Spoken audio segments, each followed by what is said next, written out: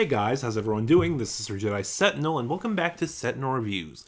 Doctor Who, Series 15, Season 2, Episode 4, Lucky Day. Gonna put a pin in the writer for a second, because we're gonna talk about that in just a moment. So anyway, suffice to say, as always, because I do these unscripted, there is a blanket spoiler warning in place, in case I decide to talk about spoilers.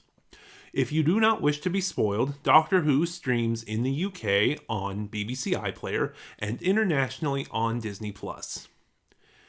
And this episode going in had me very, very concerned because it is written by Pete McTighe. Now, if that name sounds familiar, it's because McTighe has done Doctor Who work in the past. Notably, he wrote several trailers for the collection, the seasons of classic Doctor Who's getting re-released on Blu-ray. I couldn't tell you when he started. I don't think he started right at the beginning. And I don't remember when he ended, because I remember he put an announcement saying he was stepping back and he was no longer writing them. But aside from the collection trailers, he also notably wrote 2 episodes of the Chris Chibnall era. He wrote 2 episodes for Jodie Whittaker.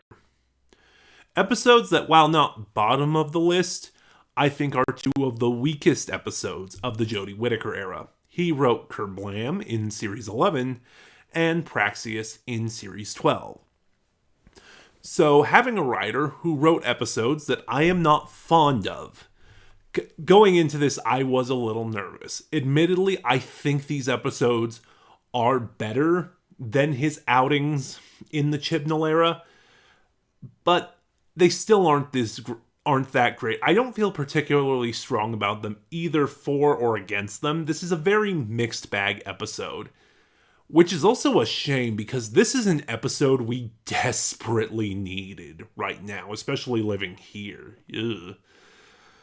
So anyway, this is our season requisite Dr. Light episode. You know, last season we had 73 yards. This season now we have Lucky Day. Sorry. I've been blanking on the name in preparation for this all day. I might do it a little bit more. So we open with the Doctor and Belinda still seemingly getting closer to getting Belinda home with the Vindicator. I was hoping this episode, because we're on contemporary Earth, a little bit closer to Belinda's home. I was hoping we'd get an explanation. Again, why can't the Doctor and Belinda just go back a day or 2 before the 24th and wait it out? But nope, not here. I'm going to stop talking about that, I promise, because I'm just going to stop talking about it. But anyway, in, getting the next set of coordinates for the Vindicator, the Doctor and Belinda meet a young man named Conrad. Years later, Conrad grows up to be a podcaster, and he meets Ruby Sunday. He first encounters her watching the Doctor and Ruby, and the dialogue in this scene implies that for the Doctor and Ruby, this happened right after the Devil's Cord.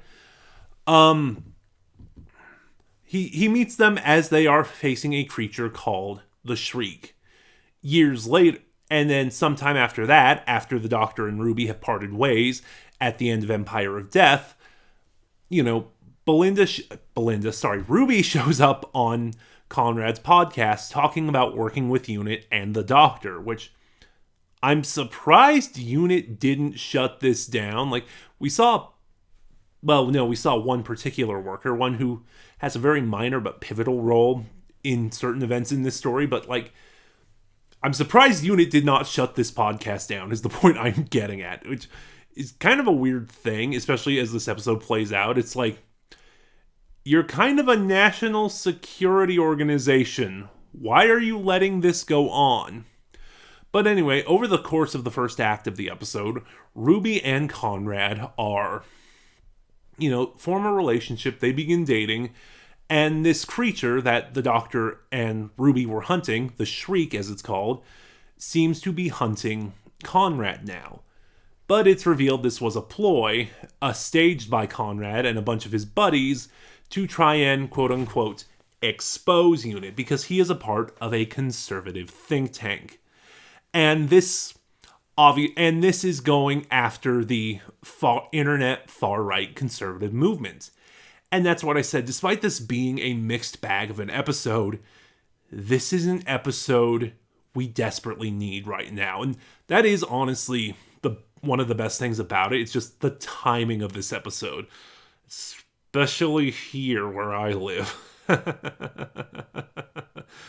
Oh, every day hurts. Anyway, but yeah, so Conrad is trying to get this huge, he's an right-wing alternative conspiracy theorist. He thinks UNIT is a sham organization, embezzling government money. God, please make it stop. It hurts so much. And he is trying to expose them. Oh, also, speaking of, because this is a UNIT episode, Shirley's back, Ruth Madley. Because remember, in The Legend of Ruby Sunday and Empire of Death, she wasn't there, so we had someone else in her place, and I'm forgetting that actor's name. I apologize.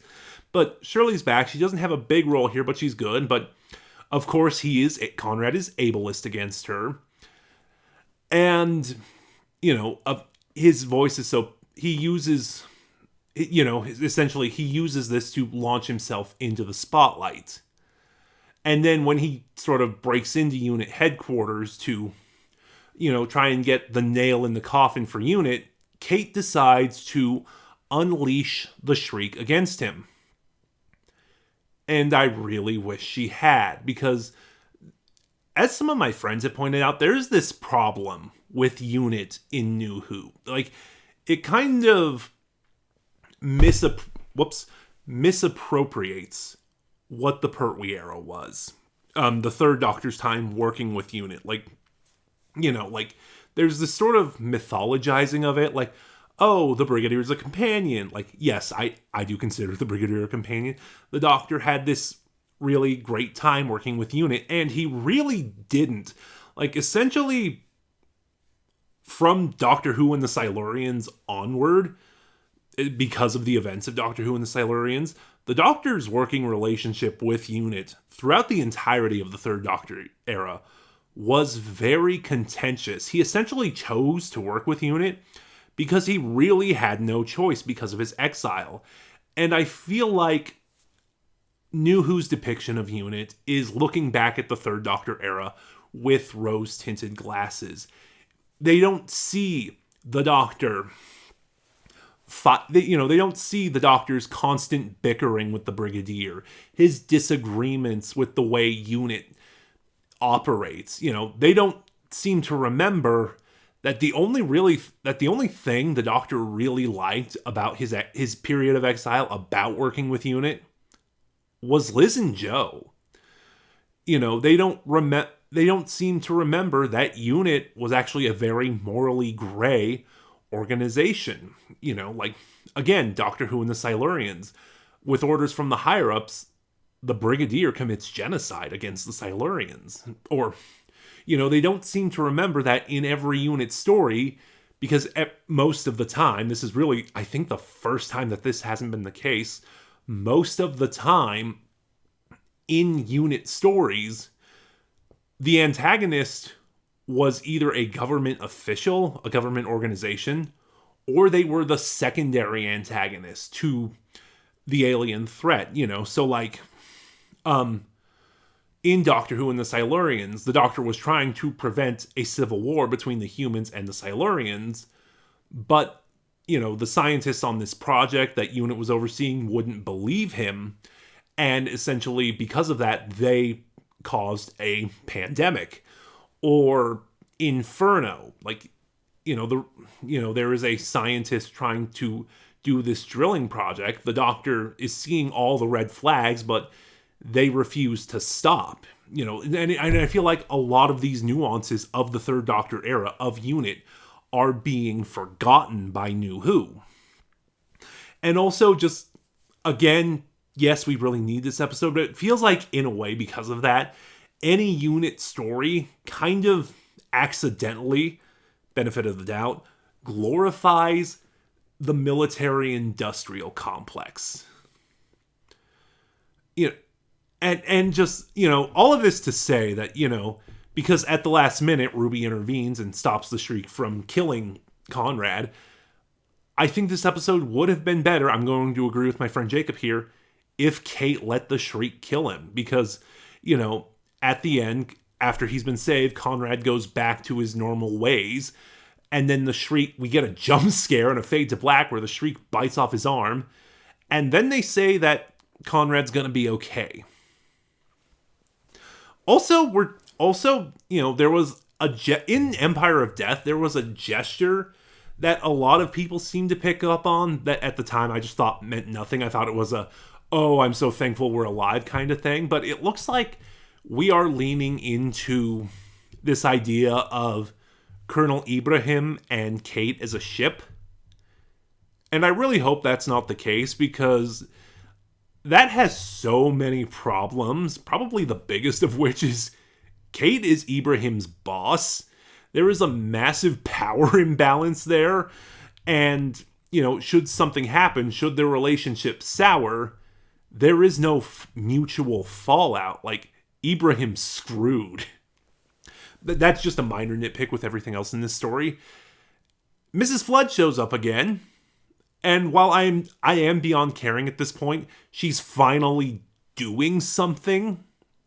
Oh, before I get into that, after all of this happens, the doctor shows up at the end and confronts Conrad about everything he's done, and everything he is, which again just really leans into my we really need this episode right now thoughts. And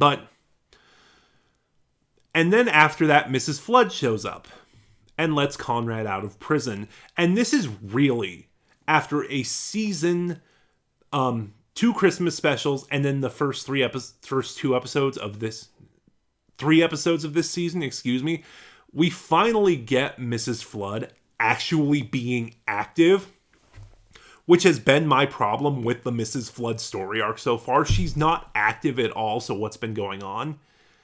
And that is a little worrying, just because...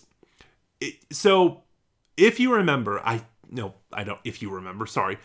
When we got one of our promotional teases, the finale for this season is called The Reality War. And during his confrontation with the Doctor, Conrad tells him, I deny your reality. So... And now Mrs. Flood is letting him out of prison. So... I think Conrad's coming back. But yeah, I just don't have a lot to say.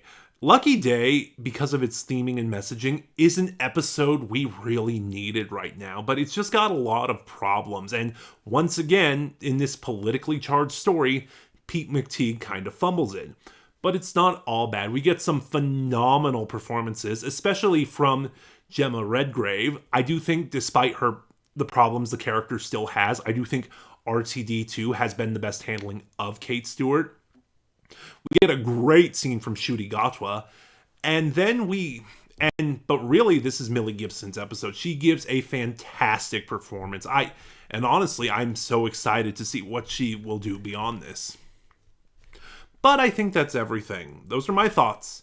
What are yours? Have you seen Lucky Day yet? Start a conversation in the comments below. And remember to like, comment, subscribe, click the bell next to subscribe to get notifications when I upload, and in the description box below you will find the link to my Bluesky, where you can follow me and get updates on the channel. This is Sir Jedi Sentinel, and I will see you guys next time.